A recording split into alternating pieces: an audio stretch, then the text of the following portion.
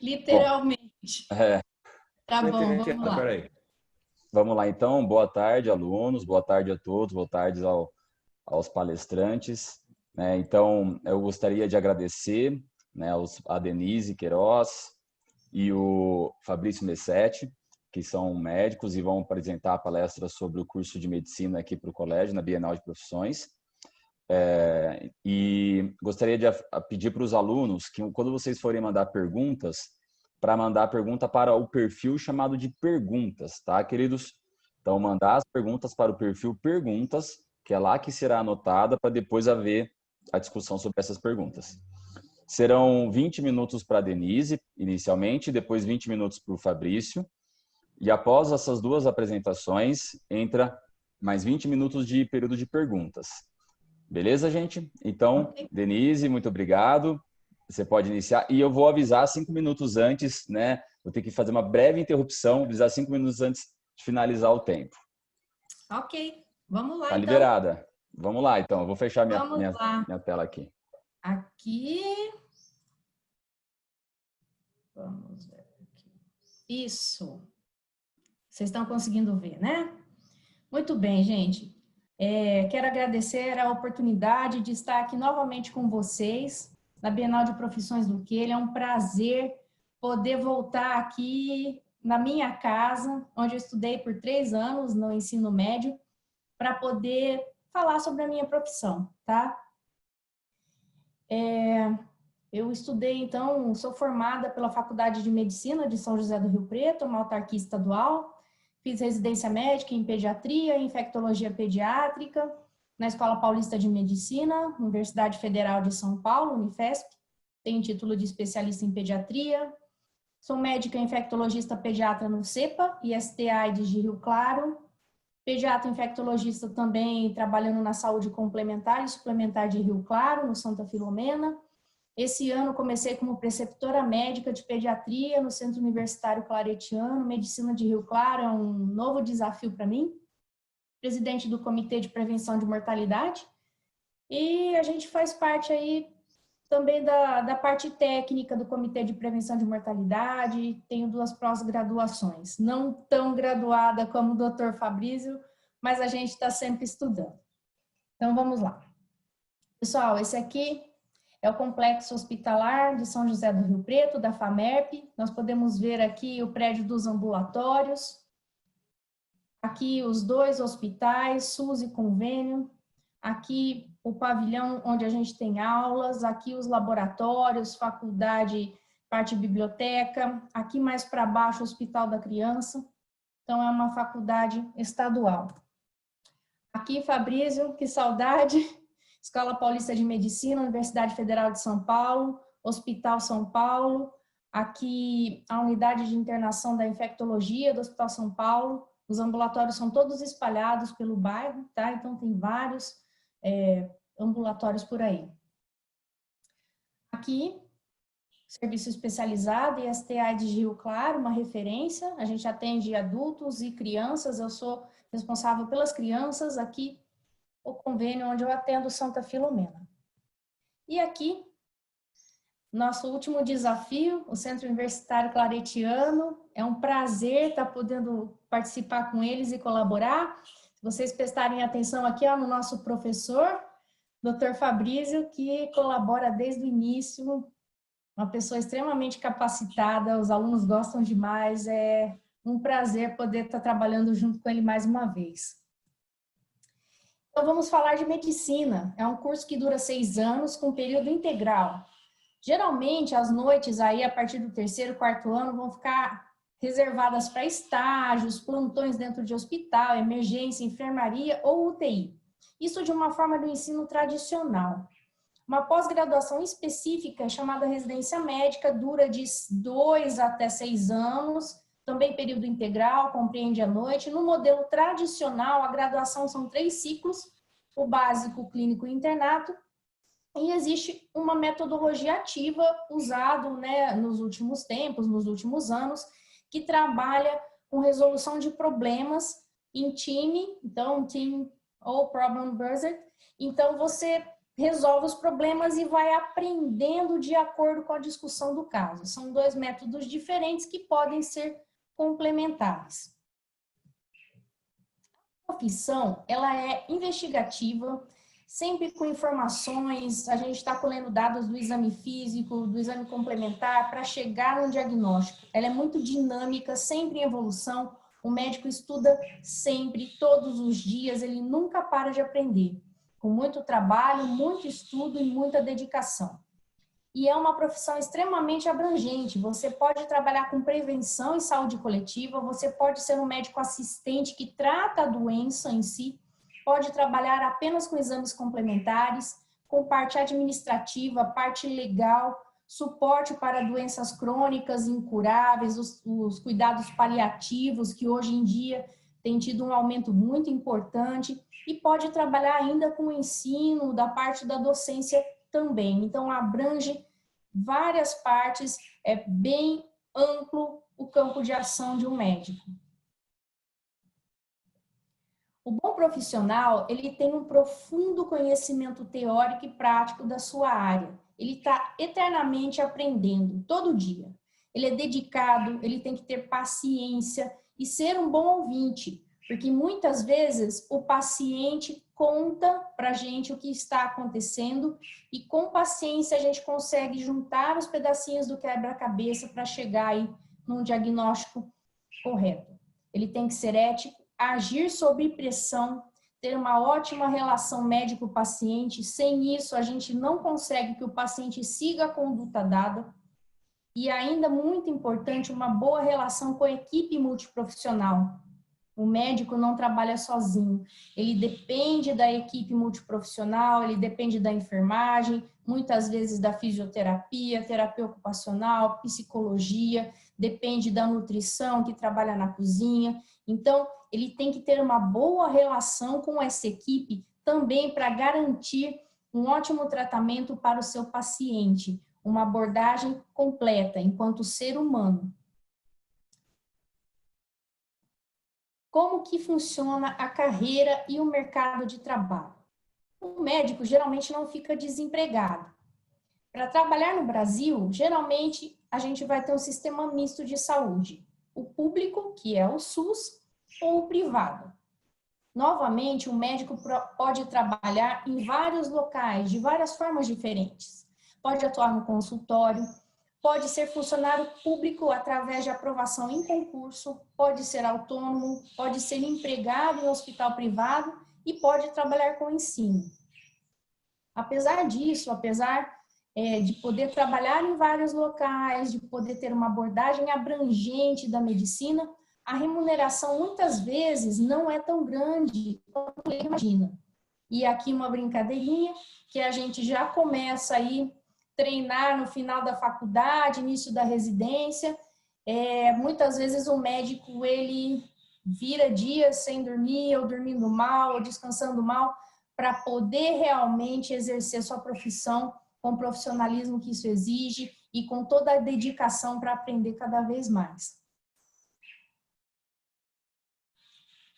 Como que é a residência médica? Como é que funciona isso? A residência médica, ela é um regime especial de treinamento em serviço.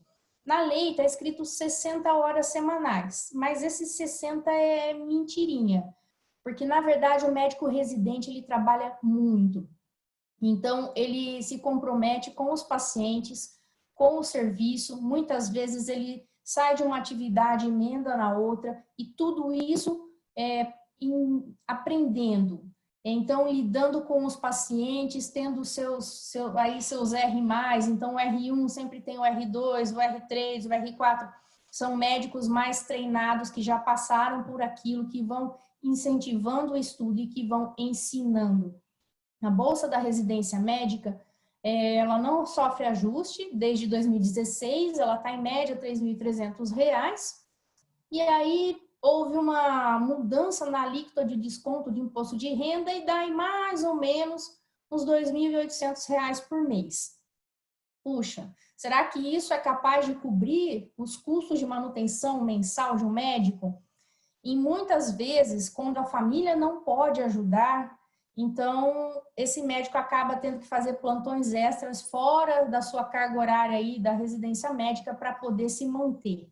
Então, a maioria das vezes, o patrocínio dura aí durante toda a faculdade, também durante a residência médica. Então, é uma profissão que a gente tem que investir bastante e muitas vezes contar com a família mesmo, porque a remuneração nessa fase é bem deficiente, ao meu ver.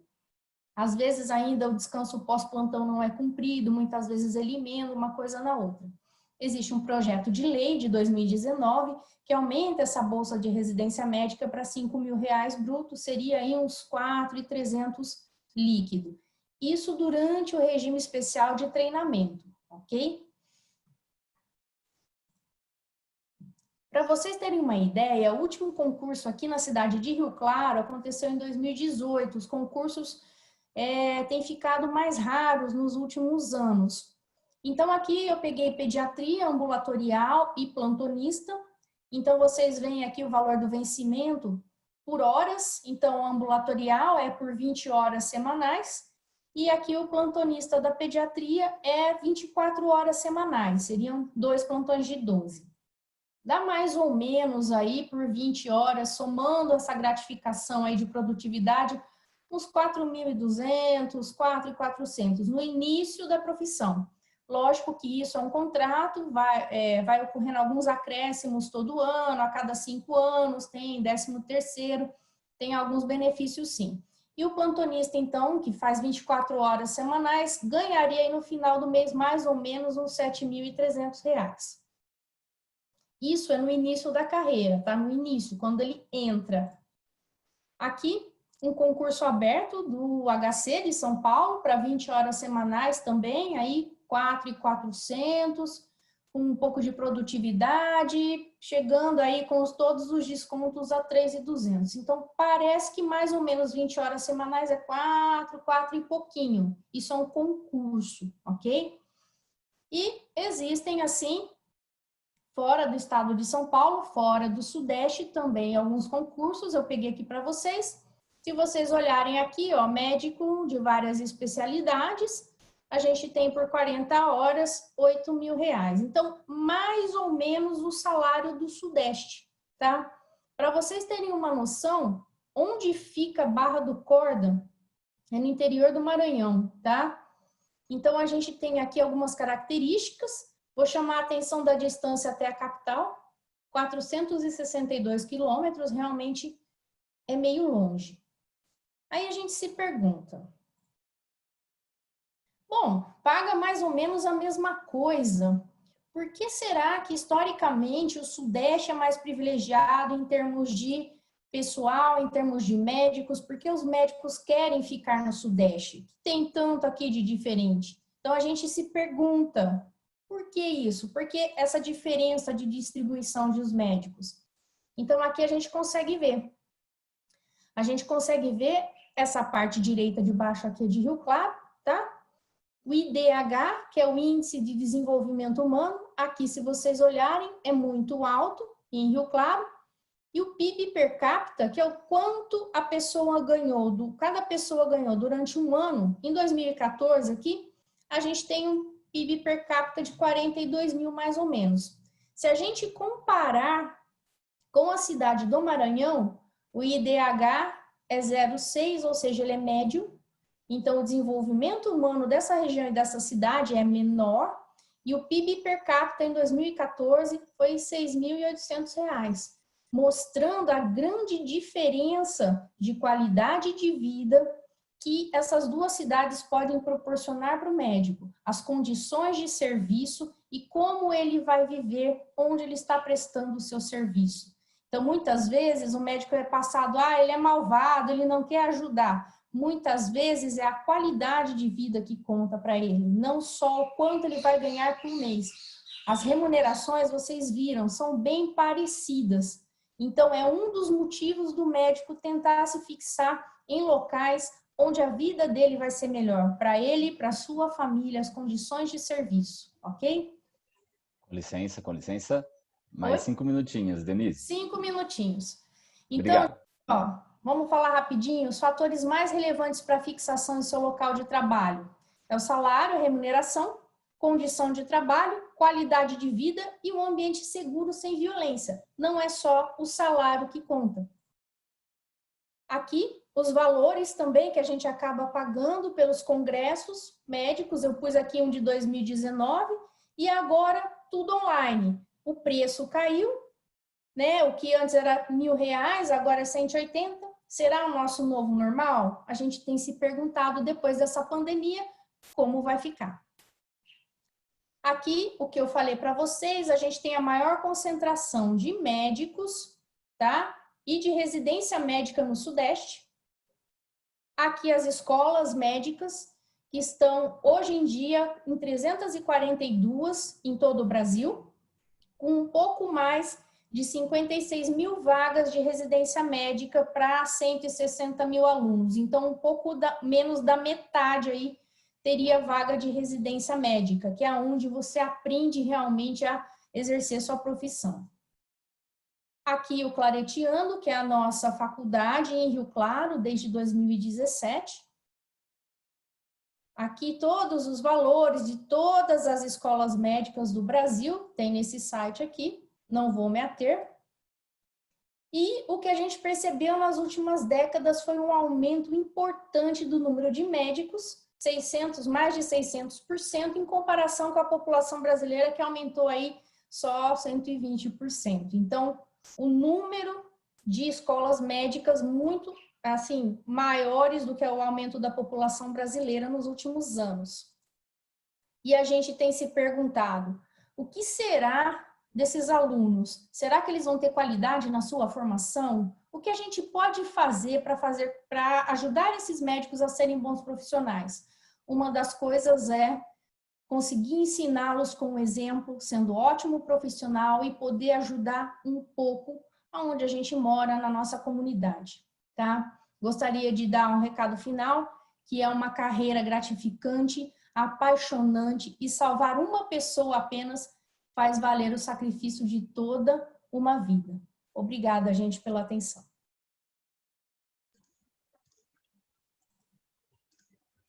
Muito obrigado, Denise. Foi ótimo, muito legal.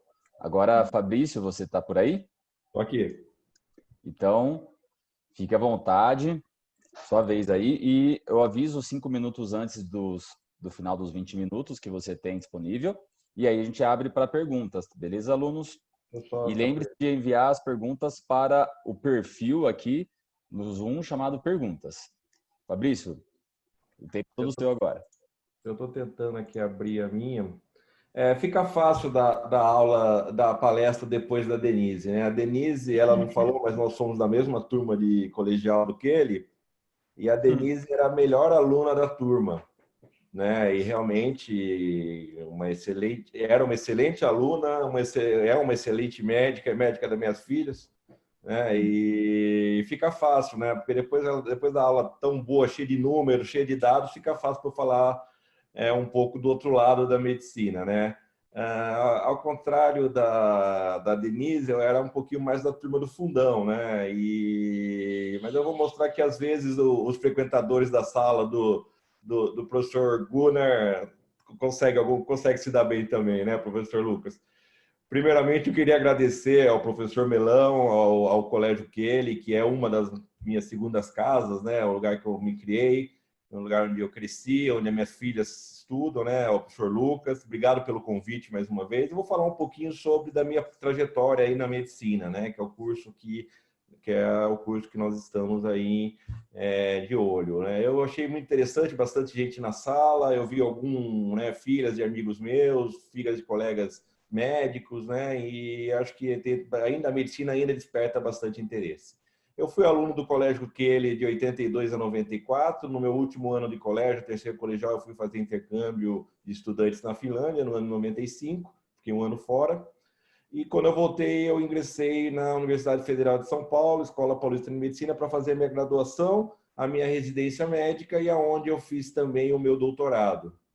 E do ano de 2009 e 2010 eu fui fazer um fellow. Fellow é um estágio que você vai aprender técnicas, aprender coisas. Eu fiquei um ano e meio nos Estados Unidos, né, no maior centro de câncer dos Estados Unidos, para aprender um pouco sobre o câncer urológico, né? Aí uma foto do nosso querido colégio. Essa foto aqui sou eu mergulhando na piscinona lá, esse que está dobrado sou eu aqui com a tia Geni, né? A tia Geni deu aula para mim, provavelmente deu aula para um monte de gente que está ouvindo essa palestra, né? Esse aqui era o meu colégio na Finlândia, aqui quando eu morei na Finlândia. Eu, como a Denise falou, eu sou formado pela Escola Paulista de Medicina, né? E a Denise foi minha colega de turma, e depois nós nos reencontramos na residência da Escola Paulista, né? Eu fiz toda a minha carreira, toda a minha aprendizado de residência eu fiz na Escola Paulista de Medicina. E eu fiz o ano de fellow em cirurgia oncológica, urológica lá no MD Anderson Cancer Center, que é um dos maiores centros de oncologia, na verdade é o maior centro de oncologia da América. Esse é um colega meu que estava fazendo fellow americano, e esse era o chefe da cirurgia robótica lá, que foi o cara que eu acompanhei. Rapidinho, né, falar um pouco sobre a graduação e a residência, né? Aqui é quando eu estava no internato, você vê que a gente já se porta como médico. A foto da minha turma. Essa aqui é a foto da minha turma de residência de cirurgia geral, e o trio, que foi o trio que fez a residência de urologia comigo. Hoje são os 3 urologistas, né? Os outros 2 também trabalham em São Paulo. Na parte profissional, eu acabei a faculdade, eu fui ser tenente médico da Marinha, um serviço obrigatório eu preenchi depois na medicina, né? E depois da residência, tudo, eu fiquei como chefe de pronto-socorro de cirurgia e trauma lá da Escola Paulista por quase 6 anos. É lógico que teve um ano que eu fiquei fora dos Estados Unidos, e fui preceptor da disciplina de urologia por 2 anos também. Hoje em dia eu sou membro do grupo de serviço de urologia do Centro de Saúde do Homem e o coordenador do departamento de cirurgia do Centro Universitário Claretiano, assim como a Denise está lá com a gente. E divido meu tempo entre o consultório particular de Rio Claro e São Paulo. Algumas fotos legais da nossa parte médica, né? Que quando eu era tenente da Marinha, foi uma experiência muito legal. Eu era médico da Marinha, mas eu não deixava de ser militar. E essa foto aqui com bastante gente é uma foto que a medicina nos traz experiências muito boas, às vezes tristes, mas experiências que te marcam. Essa foto eu era o chefe do pronto-socorro da Escola Paulista no dia que teve aquele voo da TAM, que não parou no aeroporto de Congonhas, não conseguiu parar e sofreu um acidente. E nós éramos no pronto-socorro de retaguarda. Então, nós ficamos prontos para esperando as vítimas do pronto-socorro. Vocês estão vendo aqui no meio da foto. E, infelizmente, foi um acidente muito grave. Nós só recebemos 2 pacientes que estavam em prédios perto do avião, né? Nenhum dos passageiros conseguiram chegar vivo ao hospital, mas realmente você vê que na medicina você pode ter momentos de, assim, né? Experiências novas, experiências diferentes. Aqui só a fachada do Centro de Saúde do Homem, lá de São Paulo. Mais uma vez, eu chupinhei a foto da Denise, sou eu realmente aqui nessa foto no Centro Claretiano, que foi um simpósio que nós fizemos, que eu trouxe grandes nomes da urologia lá de São Paulo para falar um pouco sobre a urologia, né? Aqui são alunos da faculdade. É uma coisa muito legal você dar aula para alunos. Eu acho que a Denise dá muito bem também, é uma área muito interessante da nossa profissão. Rapidinho, só os hospitais que eu trabalho hoje, né? Eu trabalho aqui no Hospital Unimed, no AIS de São Paulo, Veracruz e Campinas, e em outros hospitais na vida privada. Quando me falaram para falar sobre o que é o curso, eu acho que é um curso que requer bastante estudo, né? É um curso que é muito aberto, você tem a regra, a sua grade fechada, mas vocês têm muitos estágios optativos, tem as ligas acadêmicas, que você pode se aprofundar em alguma área que você tem interesse. Você vai ter plantões, mas a vida social também é importante. Eu sempre falo da vida social, a Denise deixa para eu falar, né? Então, durante a faculdade, você tem o centro acadêmico, a atlética, você tem competições universitárias e, lógico, você tem as festas que eu acho que tem que ser frequentadas tanto quanto a sala de aula. E após o seu curso, você vai querer adentrar na sua residência médica, né? Como eu disse, a vida universitária, essa aqui é uma foto da biblioteca da Universidade Federal de São Paulo, onde você vai ter aula, você vai participar já de atendimento aos pacientes, muitas vezes de ações sociais. Isso aqui é uma foto de 2 alunos que foram me acompanhar no centro cirúrgico. Então, durante a graduação, você vai acompanhar colegas, médicos, já com mais experiência. E, por outro lado, vocês também... Opa. Tá tudo certo, Fabrício, por aqui. Aqui parou de descer. Mas você também já vai estar pronto para algumas experiências que não são tão legais e o médico depara com isso todos os dias, né? Isso aqui era uma cirurgia que nós íamos começar a fazer. O paciente teve uma parada cardíaca na indução anestésica e, infelizmente, ele foi a óbito. Infelizmente, isso é uma coisa que faz parte do dia a dia do médico.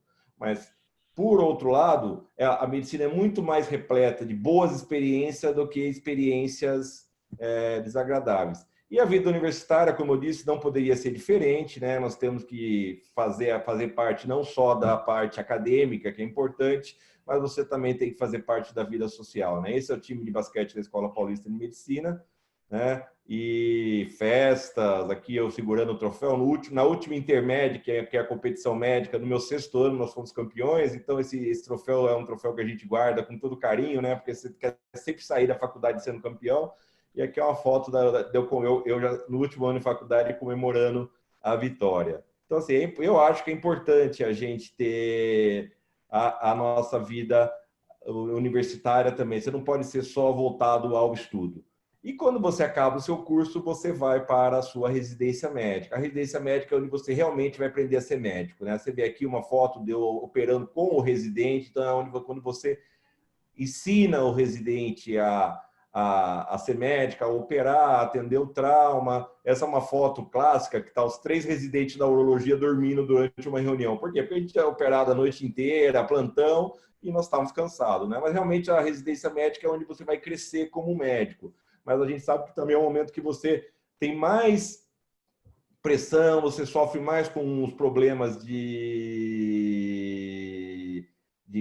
estresse, depressão. A minha esposa é psiquiatra, inclusive está dando o nome dela, minha conta aqui, ela fala muito sobre isso, que na residência médica nós temos muitos problemas do médico sofrer, porque ele é exigido, ele não dorme, ele não se alimenta, mas é uma época de um intenso aprendizado, e é onde você vai ver as coisas mais legais, talvez os casos mais legais da sua vida. Você vai atender casos complexos, geralmente as residências estão em hospitais com bastante recurso, então você consegue realmente ver casos mais graves, né? E o melhor é que você sempre está com alguém ao seu lado que é mais experiente para poder te deixar mais seguro e te ajudar nas condutas a serem tomadas, né? E durante a vida médica você continua estudando, você continua sempre exercendo o poder do estudo. A gente tem os congressos médicos, como a Denise falou, cada vez menos ao vivo, e você tem mais online, né? Realmente é um novo paradigma que nós vamos ter que seguir, mas aqui são fotos de congressos da qual eu participei, e é sempre muito bom, porque você está sempre se renovando, sempre estando, né, sabendo o que está acontecendo de novo na sua profissão. Na minha opinião, a profissão é uma profissão extremamente gratificante. Você tem um alto nível de dedicação, você está com estudo constante, mas ela realmente, eu acho que em termos de gratificação, poucas profissões conseguem te dar tanta gratificação como você ser médico. E você ser médico é uma coisa muito genérica, você tem várias áreas que você pode atuar. E a pergunta, a Denise fez uma explanação sensacional sobre a remuneração é muito variável, mas uma coisa que é importante é que você sempre tem uma grande oferta de emprego. Isso não tem ninguém fala que não, talvez não seja o melhor emprego que tenha, mas você sempre vai ter uma área no mercado que você possa cumprir. Como eu disse, a hora que você escolhe ser médico, você pode ser... Por exemplo, eu e a Denise somos pessoas completamente diferentes. Nós somos amigos, sempre fomos amigos, mas nós somos pessoas completamente diferentes. Então, assim, a medicina é uma especialidade, uma profissão que consegue abranger pessoas totalmente diferentes. Você pode ser pediatra, você pode passar para administração médica, você pode ser um cirurgião, você pode fazer medicina de imagem, você pode ser um patologista, pode ser um psiquiatra, pode ser um paciente um médico que não gosta da vida médica, gosta da pesquisa, então ele vai fazer pesquisa básica, tudo isso você pode ser. Você pode ser um médico que gosta da adrenalina, você vai trabalhar com urgência e emergência, né? Na minha opinião, eu pus a foto nossa aí da última Bienal, Eu acho que o bom profissional, seguindo aquilo que a Denise falou, né? Você tem que ser sempre atualizado, porém experiente. É uma combinação difícil, porque geralmente o médico sai da formação muito atualizado, mas ele sai muito pouco experiente. E tem muitos médicos que param o seu aprendizado na residência, então ele vira um médico experiente, porém um médico não atualizado. Então a combinação de você ser experiente e atualizado é muito difícil. E quando você consegue manter isso, realmente você se diferencia entre os demais colegas. O cara tem que ter uma empatia, tem que ser uma pessoa humana. Se o cara é desumano, ele não consegue atender o paciente. E eu acho que é muito importante você reconhecer seus limites. Às vezes o médico, por alguns momentos, ele acha que ele é superior a muitas outras coisas que não estão no controle dele. Então, a gente tem que saber qual que é o limite do médico. E quando você mexe com vidas, mexe com pessoas. E é imprescindível você ter um bom relacionamento com colegas.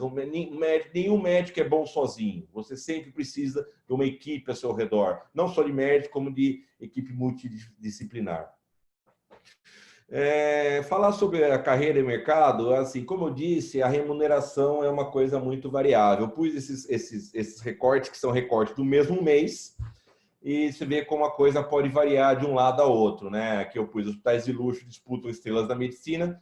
Há rumores que o passe do cirurgião que operou o Bolsonaro, nunca se falou desse número, mas é um hospital que eu trabalho, então falam que foi de 40 milhões de reais para ele mudar do Einstein para o Vila Nova Star.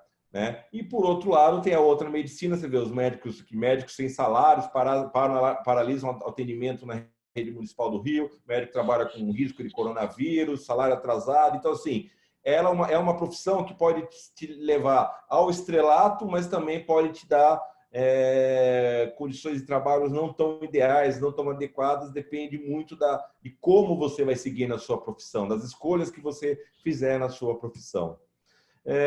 Rapidinho eu falar um pouco sobre a minha especialidade, estou acabando já. Hoje em dia eu tenho me dedicado mais à cirurgia robótica e à mídia nórdica, que não abriu, né? Mas eu tenho a mídia aqui rapidinho. Por que ela não abriu? Ela está aqui. 5 minutinhos, viu, doutor Fernando? Está acabando já. Bom, legal. Obrigado. Isso é o vídeo que eu tinha posto não abriu. Essa é uma cirurgia robótica, né? Dá para a gente ver como que se faz uma cirurgia robótica. Realmente é uma coisa de ponta. Você vê os braços robô aí. Isso é uma cirurgia de próstata, né? Peço desculpa para os que não têm estômago para ver, mas aí eu estou retirando a próstata. O paciente tem um câncer de próstata e nós estamos usando a plataforma robótica, né? Ela tá aí, eu estou cortando a uretra. Você vai ver que vai aparecer a sonda vesical que está vindo lá do pênis do paciente. Daqui a pouco ela vai aparecer aí, né? Nós estamos cortando a uretra. Infelizmente o vídeo demonstrativo do robô não rodou, mas ele ia mostrar exatamente como funciona a cirurgia robótica. Mas é um avanço, é uma tecnologia que já não é tão nova. A primeira cirurgia robótica no Brasil foi em 2008, nós já temos aí 12 anos de programa de cirurgia robótica no Brasil, mas é realmente um além, né, do aprendizado médico, né? Você se especializar, se manter atualizado, como eu disse, é muito importante. E realmente é uma tecnologia que veio para melhorar muito nossos resultados cirúrgicos, nossos resultados, né, de tratamento oncológico, principalmente. Realmente a cirurgia robótica. Vê que nós tiramos a próstata e aí eu estou costurando a bexiga de volta à uretra do paciente. Lógico que nós estamos lidando com vocês, ainda são leigos na medicina, mas essa sutura, o resultado final da sutura, realmente vê que os braços robóticos eles rodam com mais facilidade e realmente dá um resultado cirúrgico muito melhor. Opa! E eu queria agradecer mais uma vez a participação, a oportunidade, eu agradecer o convite. Essa aqui são as 4 mulheres da minha vida, né? Uhum. A doutora Fernanda, que é uma médica psiquiátrica, ela é psiquiatra, ela cuida da saúde mental das pessoas. E as minhas 3 pequenas que fazem parte da bagunça aí do Kelly, o Kelly fez parte da minha vida e eu acho muito legal que está fazendo parte da vida das minhas 3 pequenas. Muito obrigado pela oportunidade. Obrigado, professor Lucas. Obrigado, professor Leitão. Obrigado, professor Gurner, que eu vi que ele estava na sala também. Muito obrigado mesmo. Show de bola. Adorei aí, achei incrível a apresentação de vocês. Muito legal. Molecada, então agora é o seguinte, não sei se vocês já enviaram ou vão ainda enviar as perguntas para o perfil Perguntas, que eu não estou recebendo. Essas perguntas vão para o Júlio. E estamos abertos aqui para responder as perguntas com o Dr. Fabrício e a doutora Denise. Júlio, como que tá aí? O seu Gunnar também tá aí. Boa tarde, seu Gunnar. Boa tarde. As nossas perguntas estão compartilhadas naquele drive, professor. Peraí. Verdade, eu abri o drive aqui. Tá aqui, já surgiram perguntas. Brincadeira, viu, Lucas? Quando eu falei que eu frequentava muito a sala do professor Gunnar, tá? Tenho minhas dúvidas, mas bom. Bacana. Então é o seguinte, uma primeira pergunta que temos aqui, do Henrique. Se vocês podem falar, e fica à vontade para quem quiser responder, sobre a carreira de médico legista. Quer falar, Fabrício? Eu acho que... eu vou falar, eu já tive até, eu pensei até em seguir essa carreira. A carreira, ela é um concurso público, você, na verdade, você deixa de responder à Secretaria de Saúde, você começa a responder à Secretaria de Segurança Pública, você vira um investigador policial como qualquer outro da Polícia Civil. É uma carreira bastante interessante, né? Você vai... Só que você lida com problemas, você lida com, entre aspas, desgraças, você lida com talvez o que seja de pior na raça humana, né? Porque o médico legista, não é, quando se fala em médico legista, você pensa no médico fazendo autópsia, mas não é. A autópsia é uma das coisas que o médico legista faz. O médico legista, ele faz exame de corpo de delito quando tem uma agressão, ele faz o exame de corpo de delito quando o preso vai para a cadeia, é o médico legista que faz. Então, assim, é uma carreira interessante, é uma carreira que você tem benefícios em relação a todos os benefícios do investigador público, né? Eu que sou um atirador esportivo, né? Você ganha um porte de arma, que é uma coisa tão rara na nossa tanto que eu brincava com a minha esposa que eu ia fazer o curso só para ter porte de arma. Brincadeira, lógico. Mas é uma carreira interessante. Eu acho que você está sujeito a várias experiências, mas você tem que estar pronto, você não pode se abalar, porque senão você não consegue seguir a carreira, porque você realmente vai trabalhar com o que é pior da nossa raça humana, né? Bacana. E uma adicional a essa pergunta, o médico legista, ele pode ter uma carreira secundária, assim, um consultório, ou normalmente ele fica fechado, né? Não, eu tenho alguns colegas, Lucas, que são legistas, tá?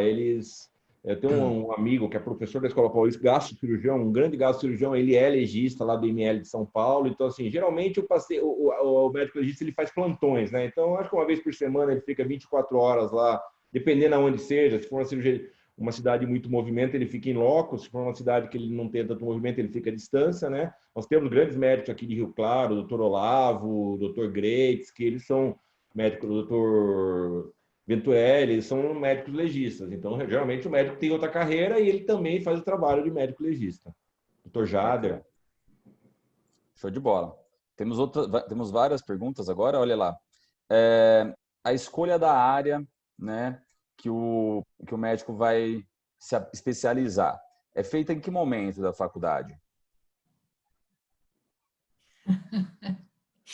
Essa deixa para Denise.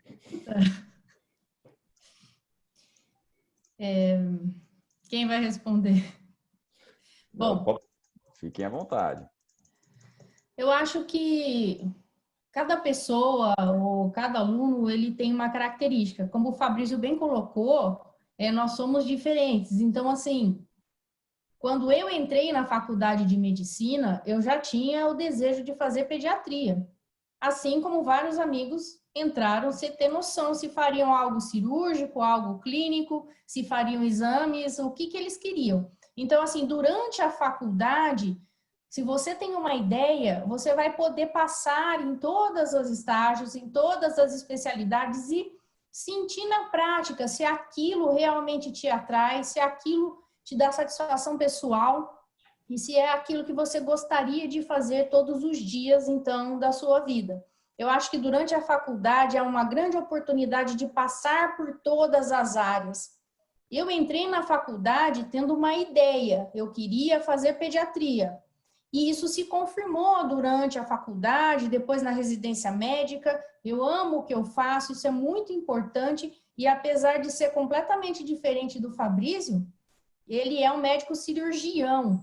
Ele é diferente, ele curte fazer isso. Eu e ele temos espaço na medicina, porque a gente precisa da diferença. A gente precisa do legista, a gente precisa do pediatra, do psiquiatra, do cirurgião. Então, eu acho que você pode se encontrar, ainda que você tenha dúvidas, você pode se encontrar durante a faculdade. Tem gente que entra sabendo o que quer. Tem gente que descobre realmente no final da faculdade, depois de ter passado por tudo. Eu acho, Denise, só um adendo, eu acho que aquele que entra sem saber, ele é o que melhor escolhe, porque como você mesmo, pelo amor de Deus, mas que como você mesmo disse, ele vai passando por tudo e tem que estar aberto. Eu acho que o aluno, apesar mesmo que você tenha uma escolha já prévia, você tem que estar aberto para várias. Eu ia fazer anestesia até meu 6º ano de faculdade, mudei no 6º que eu queria fazer transplante de fígado. Daí fui fazer cirurgia geral para fazer transplante de fígado e quando eu tinha que fazer a prova para gasto de cirurgia, eu mudei para urologia, que eu não queria aquela vida que os caras via a vida dos caras de transplante, você deve ter visto lá em Rio Preto também, lá, você não quer, eu não queria aquela vida para mim, daí eu fui fazer urologia. Então assim, você tem que estar sempre aberto e não existe um momento certo para você escolher. Você tem que um dia você vai saber. Um dia e muitas vezes pessoas, eu tenho amigos que fizeram a residência e depois da residência mudaram de especialidade, que não ficaram desiludidos com a especialidade que escolheram. Então, assim, você sempre pode estar mudando, sempre pode estar escolhendo. Verdade.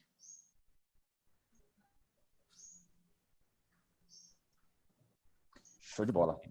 Muito bom. Agora, quase uma pergunta filosófica, né? Como e quando Deu uma travadinha. Perceberam que queriam ser médicos?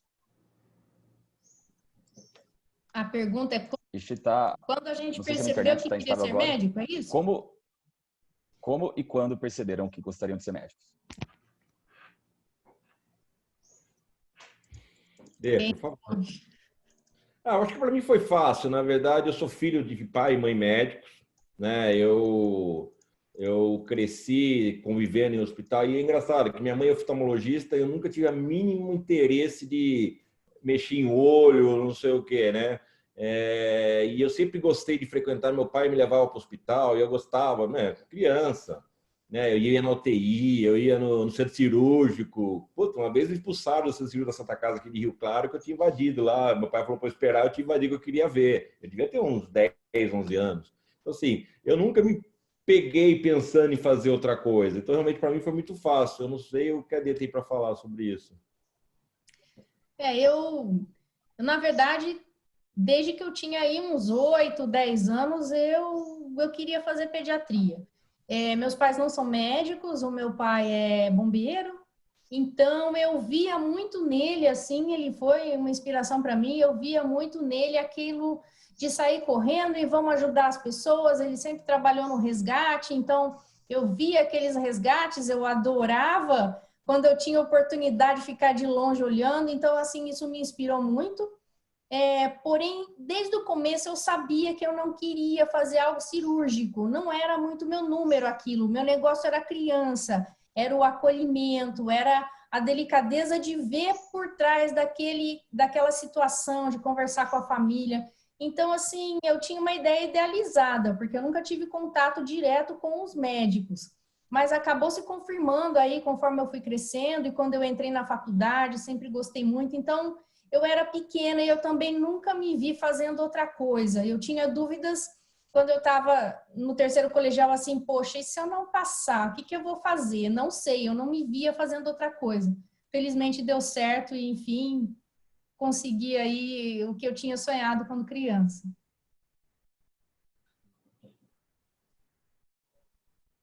Será que caiu a conexão? Não, e você vê, né, Dê, como é engraçado, né? Como nós temos perfis diferentes, né? E você vê como a medicina, aproveitar que o Lucas caiu, né? Sim. E a medicina, ela nos abraça da mesma maneira. Eu gosto, até hoje eu gosto, faço muito menos, né? Eu pedi exoneração do pronto-socorro lá da Escola Paulista, mas eu adoro trauma, assim. Você queria me deixar feliz, era por operar um baleado. Olha que legal. A minha esposa, que é psiquiatra, ela fala, Fabrício, você no centro cirúrgico com emergência é um lugar que eu nunca vi você tão, nem no dia do seu casamento eu vi você tão realizada. Você conhece bem a Fernanda, ela sempre fala isso. E realmente é uma coisa que eu gosto, mas é o meu perfil. É o né? seu perfil. E a Denise, e a minha esposa, imagina, minha esposa é psiquiatra, ela tem um perfil completamente diferente também, e todos têm a sua área. Exatamente, a cara dela, a psiquiatria, ela gosta de conversar, ela gosta de entender, ela consegue ajudar as pessoas. É muito bonito a gente ver que cada um na sua especialidade consegue completar aí o que as pessoas precisam, enquanto seres humanos inteiros, completos. Bom, Eu posso fazer um adendo, Dê, rapidinho? claro. Coisa que eu achei muito interessante, né? Nós somos de uma geração de transição, né? Sim. Que acho que quando começou mais ou menos a igualar o médico e a médica, né? Assim, a minha turma ainda tinha 70 meninos para 30 mulheres. A minha mãe, quando se formou, tinha 2 mulheres na turma dela. E a gente olhando, e hoje a tendência, as faculdades de medicina é ter mais mulher. E olha que interessante, né? Eu estava olhando aqui as fotos dos espectadores e a gente tem uma maioria massiva de mulheres. E é legal isso, né? Que, Acho bacana.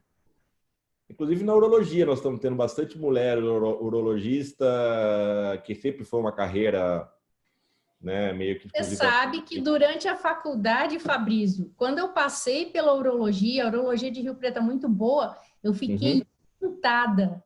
Eu queria fazer urologia. Só que daí depois eu pensei 1, 2, 10 vezes, eu falei, esse negócio vai dar trabalho e eu sou encantada com criança. Deixa eu fazer pediatria, mas assim, eu fiquei encantada. Eu acho uma área belíssima. A primeira residente mulher da Escola Paulista de Medicina e Urologia foi minha residente, era preceptor dela. E ela ficou depois 3 anos no Canadá, ela faz uropediatria.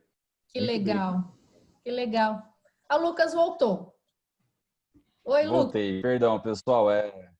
Obviamente, a internet está instável aqui, né? Isso faz parte do ensino à distância, né?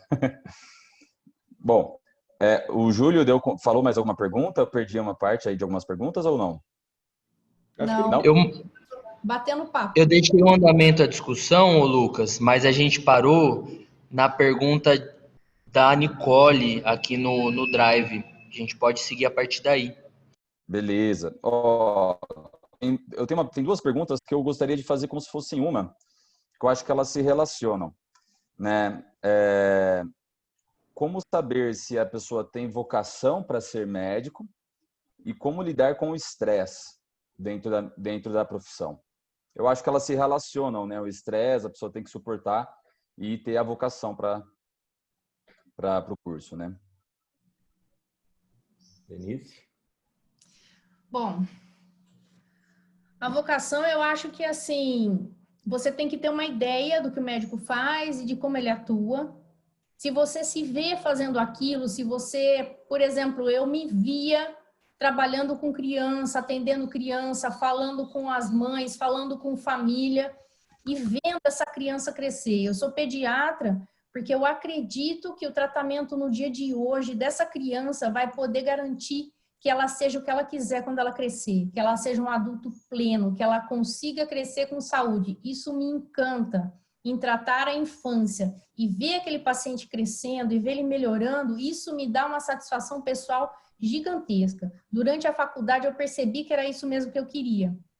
Então, assim, a vocação, você já tem ali algumas pistas de como você vai atuar. Quando eu entrei para fazer pediatria, já na Escola Paulista, eu pensava em fazer oncologia pediátrica, é uma coisa que eu gosto muito, acho super interessante.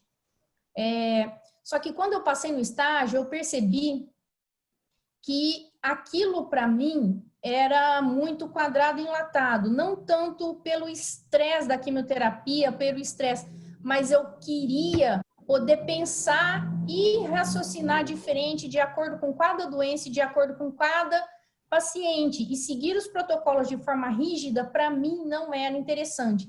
Então, apesar de tudo, eu acabei indo fazer infectologia. Em termos do estresse, o estresse vai existir em qualquer profissão e você vai ser muito cobrado.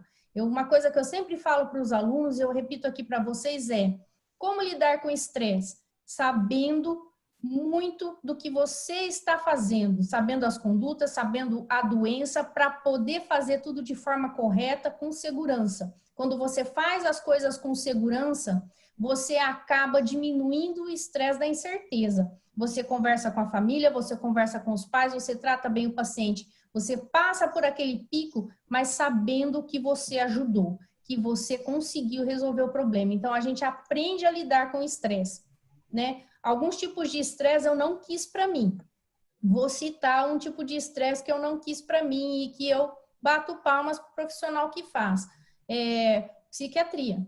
A psiquiatria é um tipo de estresse que eu, enquanto pessoa, não gostaria, porque são problemas profundos que você tem que ajudar. O meu estresse, o que eu escolhi? A criança chorando, a família ansiosa, poder lidar com algumas situações ali urgentes, isso para mim era mais suportável do que uma psiquiatria, por exemplo.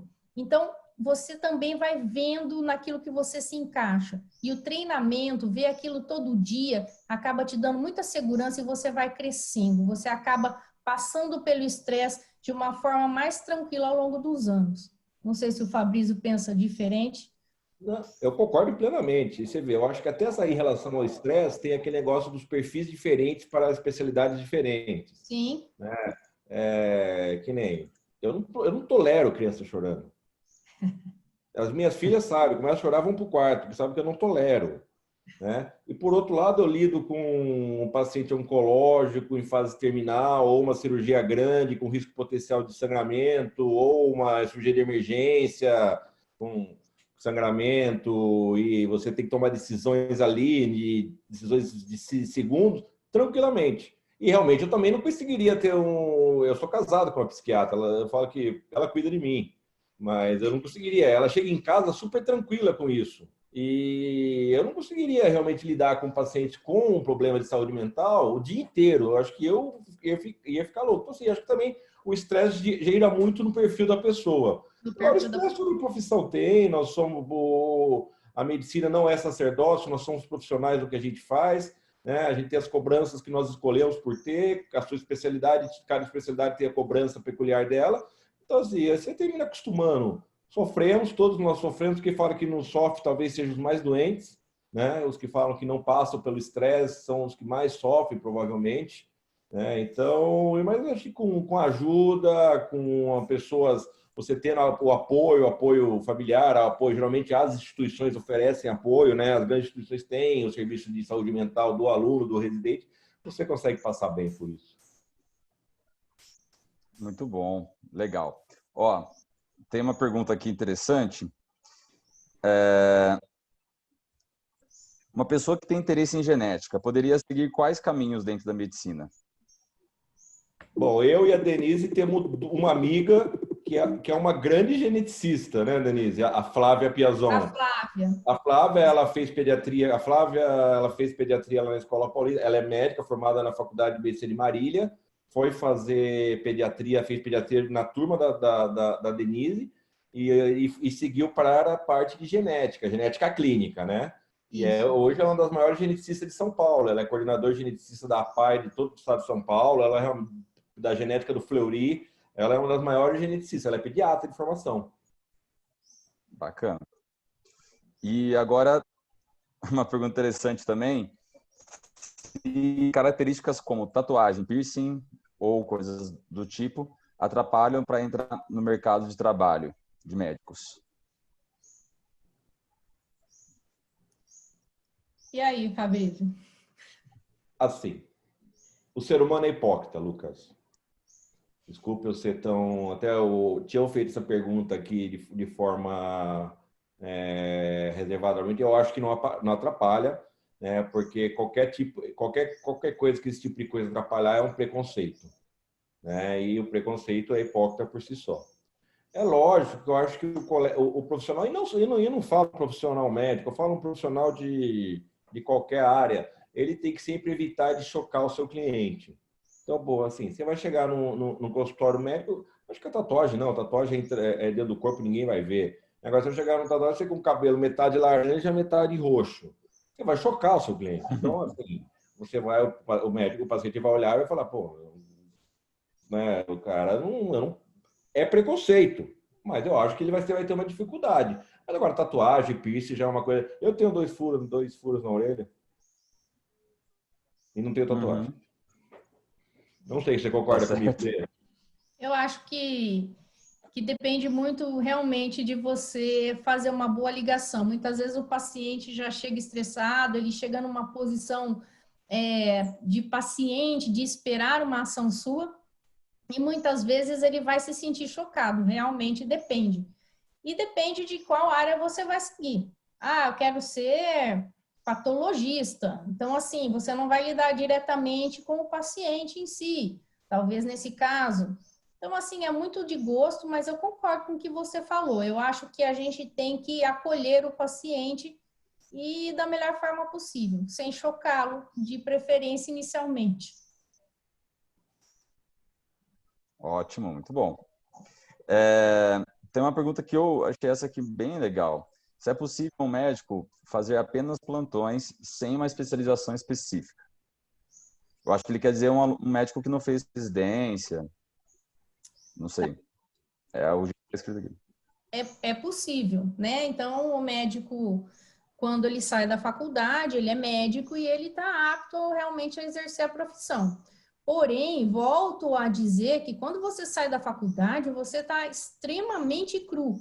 Você aprende a ser médico na residência. Você tem que ter médicos bem mais experientes para poder te ensinar o caminho das coisas. Então, assim, dá para fazer, porém eu não faria. Eu acho indispensável você aprender mais e ter segurança naquilo que você está fazendo. Você vai se tornar médico na residência médica.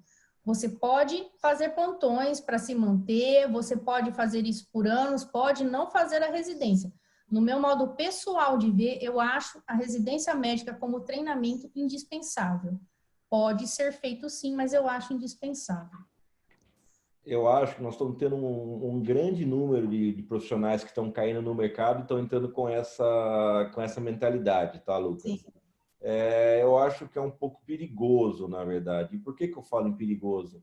Porque assim, é muito fácil quando você está com 24, 25, 26 anos, você falar, não, eu dou 10 plantões, durante 30 dias do mês, eu dou 10 plantões noturno e tá tranquilo. Realmente, você vai ter um ganho bom.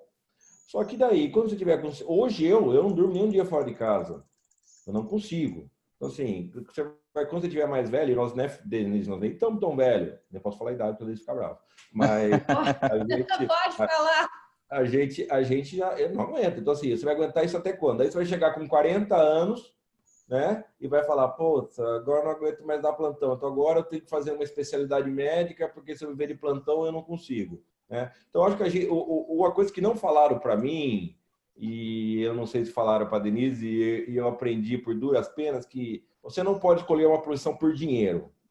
Nunca. Nenhuma delas. Ah, eu vou ser cirurgião plástico porque eu vou ganhar dinheiro. Ou eu vou ser engenheiro de computador ou de astronauta por dinheiro. Não, mas você tem que estar ciente do mercado.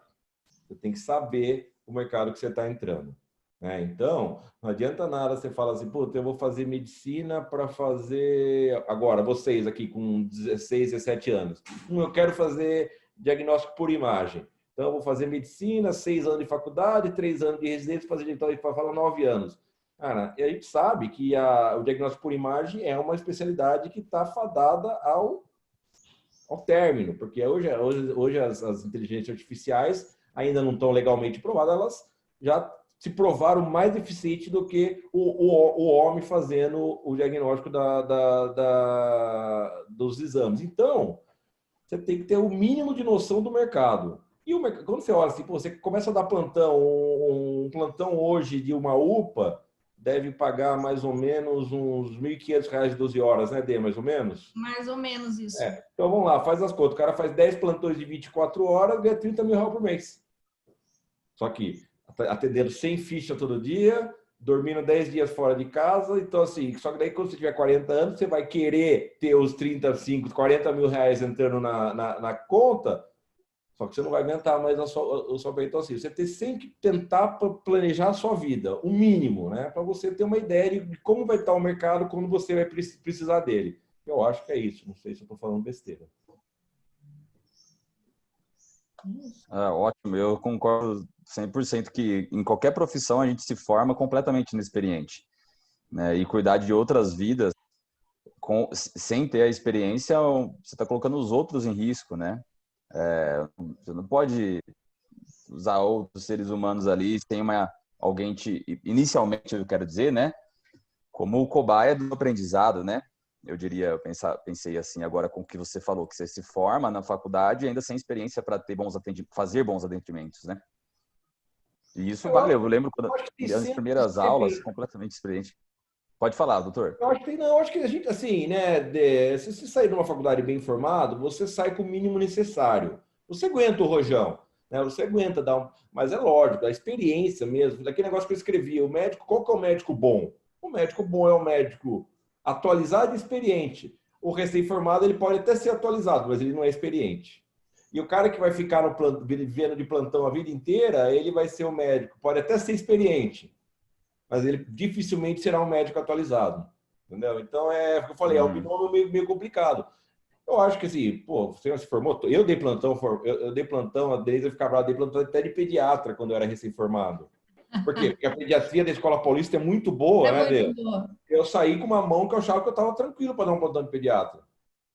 Né? Muito mais tranquilo que dar um plantão de, sei lá, de clínico, de hemodiálise, que tinha muito na nossa época. Né? Então, assim, você sai bem formado, pronto mas você não tem experiência. A hora que precisar de uma experiência, você pode errar não por falta de conhecimento, mas por falta de experiência. Sim. Ótimo. Muito bom. Qual foi o caso difícil para vocês? Pergunta legal. Curiosa. Caso difícil? O caso mais difícil para vocês? O caso mais difícil? Bom, o caso mais difícil é na verdade, assim, lidar com a morte de uma criança. Isso é um caso difícil para mim. Ainda assim, no dia a dia atual, nem tanto. Mas o caso mais difícil é quando você tem uma relação com aquela criança é seu paciente, você acompanha no ambulatório, você conhece o pai, a mãe, os irmãos, aquela criança tem uma doença grave, fatal, que você sabe que vai evoluir mal e você tenta de todas as maneiras, você trata, você acolhe, e mesmo assim essa criança evolui mal e acaba indo a óbito. Então, assim, isso é muito difícil. Tive uma paciente renal crônica na Escola Paulista, eu era residente, eu era R2, e a gente ficou, eu, R1, R2, R3, a chefe do plantão, a gente ficou com essa criança a madrugada toda, e ela com insuficiência respiratória, era uma menina loira, linda, tinha 5 anos, e ela chorava e falava, tia, cansada, eu não quero morrer, tia, eu não quero morrer. E infelizmente ela foi a óbito. Então, assim, isso foi uma coisa muito difícil. A família toda sentou com a gente, chorou junto, nós choramos junto, porque a gente tinha uma relação já de anos e tem coisas que a gente não manda. Isso é muito difícil. Perder um paciente que você tem uma ligação e você fez de tudo é bem complicado, tá? Eu acho que o que ajuda a gente nesse momento, quando você perde um paciente, é ter certeza de que você fez tudo o que podia por ele. A família reconhece e todo mundo, os profissionais que trabalharam juntos se empenharam, então isso alivia um pouco a dor, mas é bem difícil perder uma criança. Eu concordo com a Dê. A gente tem alguns casos, né, durante a vida que te levam, mas eu tive um caso que me chamou muita atenção. Eu era quintonista da faculdade, talvez foi o primeiro caso que me chamou muita atenção. Eu estava passando, foi meu primeiro plantão no PS de pediatria lá da Escola Paulista, e chegou uma criança e era um domingo, Domingo, não, era uma segunda-feira, chegou uma criança com uma pneumonia gravíssima, uma criança acho que de 5, 6 anos, e chegou mal, tubo, reanimação, morreu.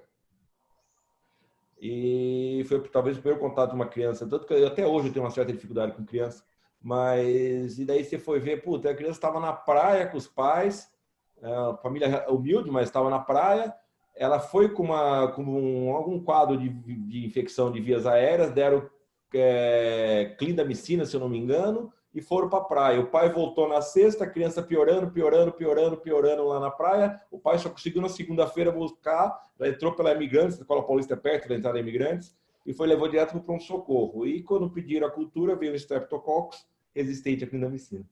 Então, assim, você vê, né? Uma coisa que por bobagem você perdeu uma criança, e você vê aquele negócio, a mãe abraçando, gritando, pelo amor de Deus, troca de lugar comigo, me leve e deixa ela, sabe? Essas coisas que, putz, eu não consigo, assim, não existe super-homem. Nós não somos super-homem. E talvez o fato de eu ser casado com uma psiquiatra me ajuda um pouco, né? Eu até peço desculpa, eu vi que a Cecília está na sala, né? Nós perdemos um colega ano passado, e eu lembro até hoje, quando me falaram, né? Um cara que eu tenho uma pessoa muito grande, desculpa, Cecília, eu estou falando do seu pai, mas é um cara que eu gostava muito, e foi tudo muito junto. Teve o problema dele, que, né, nos deixou. Uma semana depois, uma sobrinha de um colega meu morreu na UPA aqui, eu fui lá tentar ajudar. Eu lembro que eu parei no carro, minha esposa foi me buscar na UPA, eu comecei a chorar. Isso foi ano passado. Eu comecei a chorar porque eu falei assim, eu não aguento mais ver pais vendo o filho ir embora, né? Porque eu chorava, assim, minha esposa lá do Fabrício, calma, não sei o quê, porque eu tinha acabado de ver, tinha passado por isso, um amigo meu tinha falecido um pouco antes, um outro amigo, e o Gessenei, lembra que estudou com a gente, inclusive, Denise, lembra do Gessenei? Que tinha falecido de mieloma múltiplo, e essa menina tinha morrido na UPA. Então, cara, eu comecei a chorar, e assim, não era nenhum paciente meu, mas assim, a gente não é super-homem. A gente que lida com isso todo dia, né? Você até vê, pô, eu com a minha pose de cirurgião, de não sei o que, não, a gente sofre, e marca a gente, nos deixa.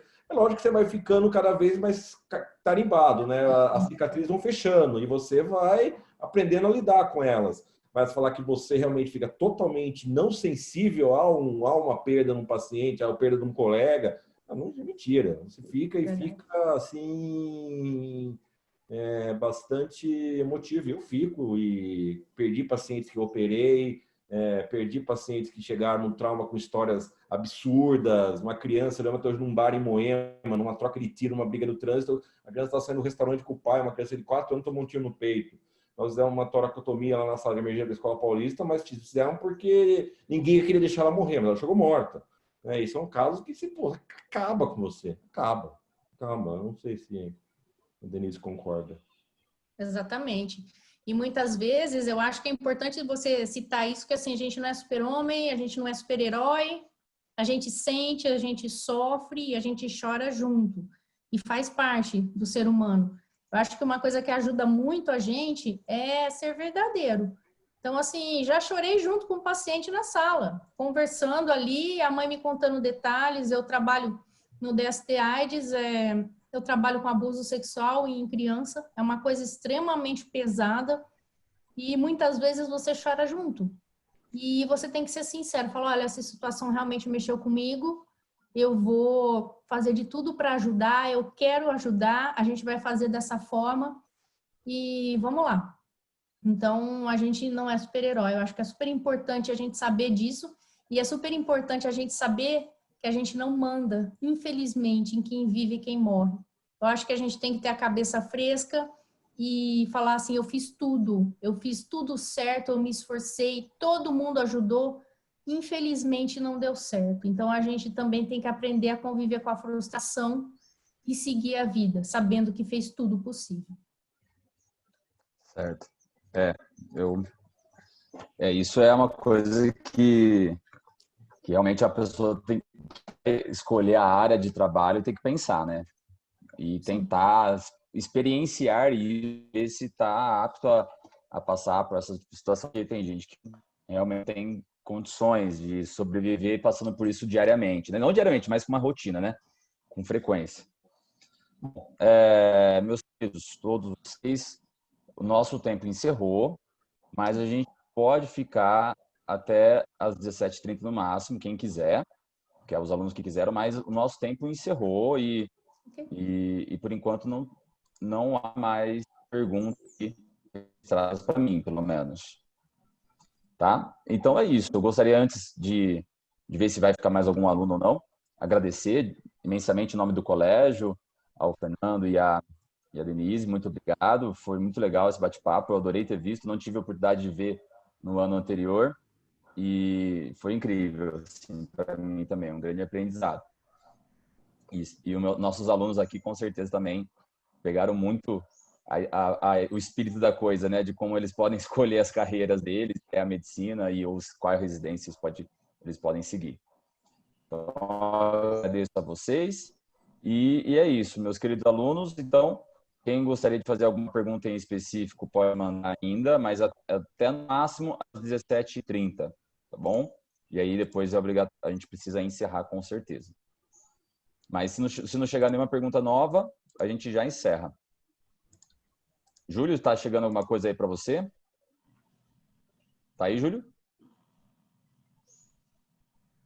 Eu estava jogando lá, tem mais uma pergunta da Maria Eduarda Alves e mais uma do Henrique. São duas perguntas bem curtas. Tá mandando lá, tá bom.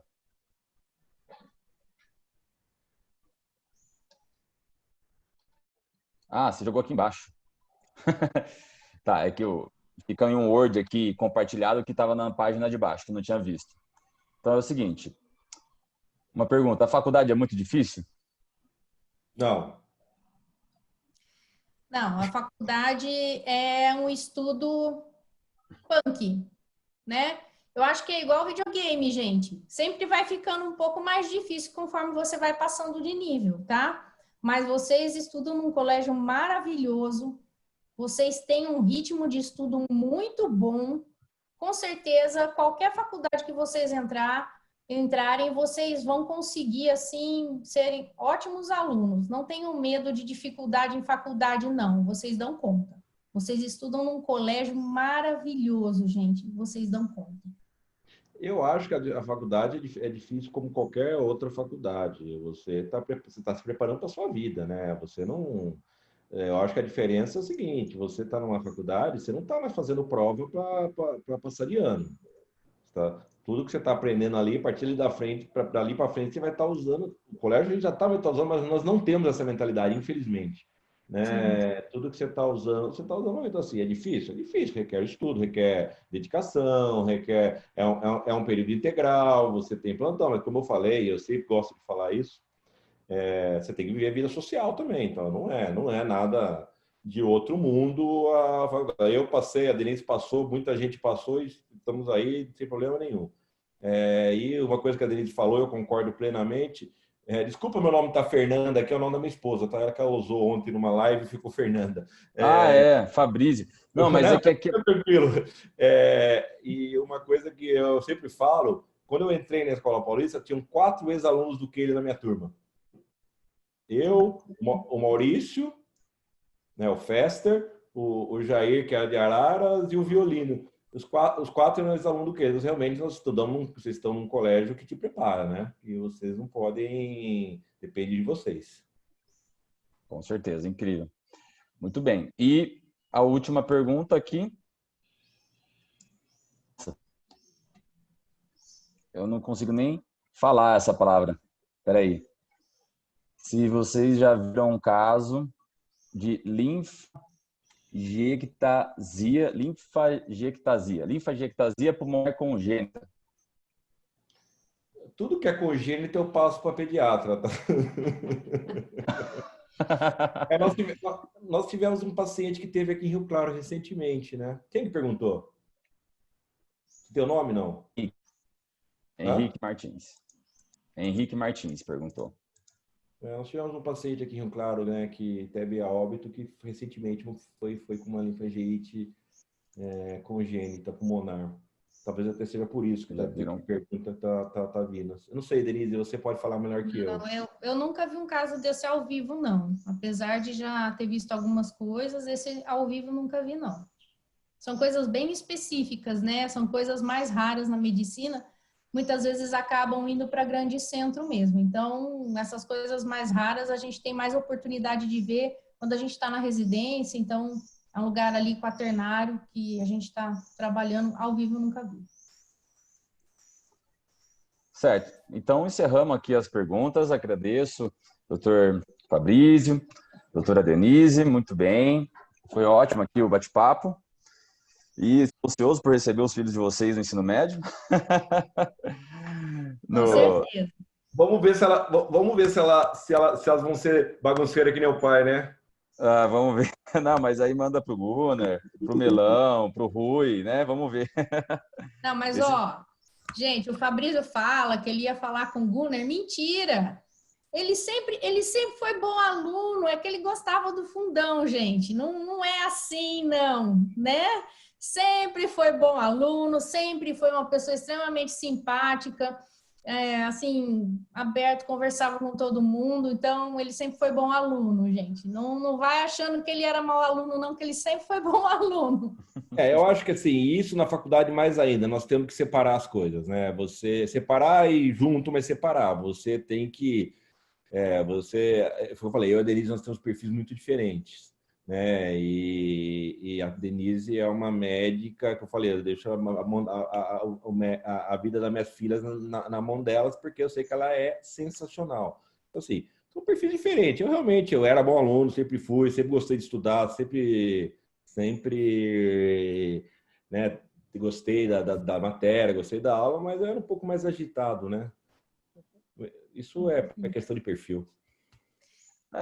É muito difícil para o aluno de ensino médio passar, qualquer idade, aliás, passar 6 horas sentado, assim, não tem como, né? Tem que ter é muito complicado esse método de ensino ainda, né, no Brasil. Embora o que ele ainda dê oportunidade para a gente trabalhar um pouco diferente, ainda não tem muito como fugir disso por conta dos vestibulares. Sim. Né? Vamos ver o que nos aguarda aí com essa BNCC, com as alterações aí do currículo, né? São coisas que serão os próximos anos que vão nos dizer. Eu não gosto de entrar muito nessa parte, Lucas, mas eu acho que, né, apesar de o vestibular ser difícil na nossa época, era um vestibular diferente, né? Eu fiz FUVEST, na minha época, para a escola polícia, eu tive que fazer FUVEST. E a Denise passou um dos vestibulares mais difíceis, direto no terceiro colegial. Só que hoje mudou muito como eu diria, as regras do jogo, né? As regras do jogo mudaram muito. Então, eu não sei, também eu tenho um pouco de medo dos nossos, né? Dos meus filhos, dos nossos no vestibular hoje em dia. Eu acho que é uma coisa bem preocupante, inclusive.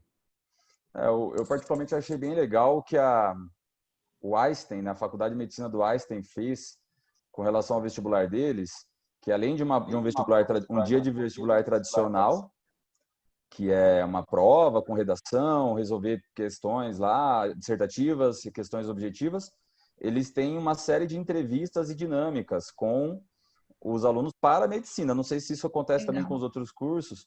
A FGV também está fazendo isso. Tem algumas faculdades que estão começando a entrar com esse perfil de seleção, porque muitas profissões, e não, às vezes não necessariamente a profissão, mas a faculdade quer um perfil de aluno. Independente do curso.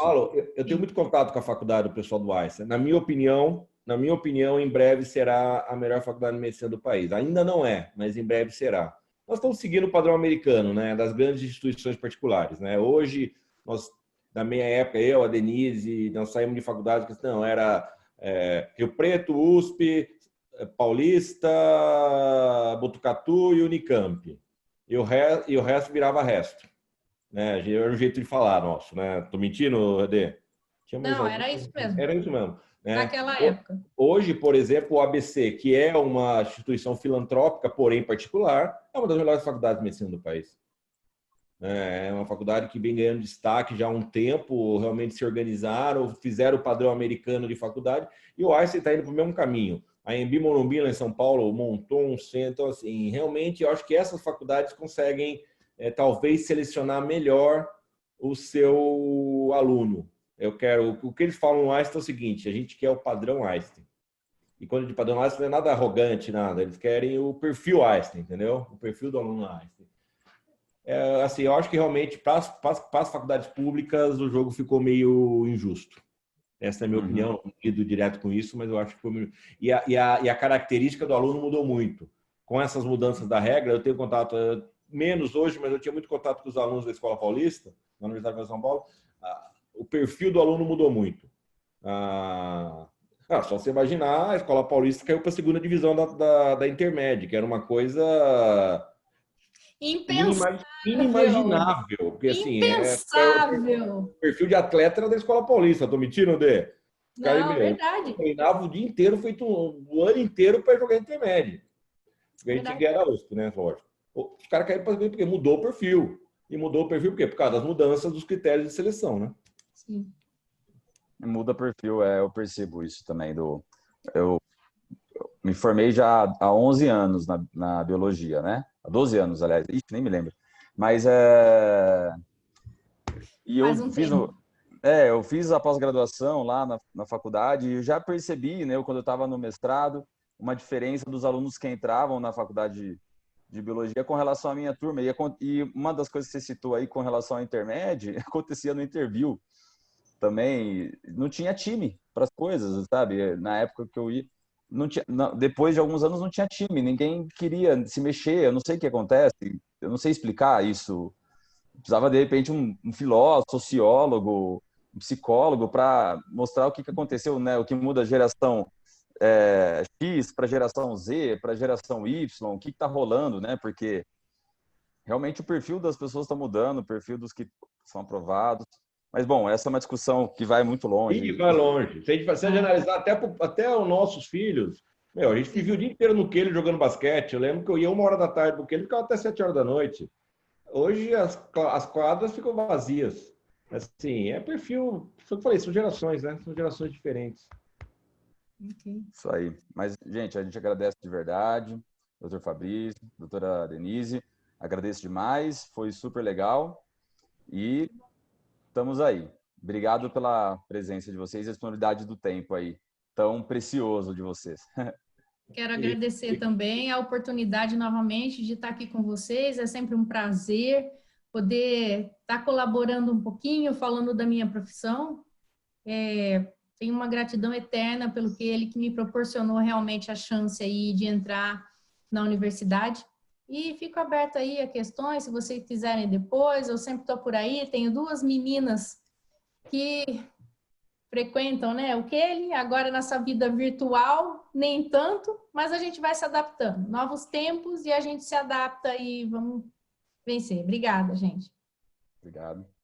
Eu também. Obrigado, Lucas. Obrigado, Melão. Obrigado, Guna. Obrigado a quem ficou aí ouvindo, né? Nós falamos. Para mim é muito gratificante, né? Do lado da Denise ainda, que é uma pessoa que eu adoro.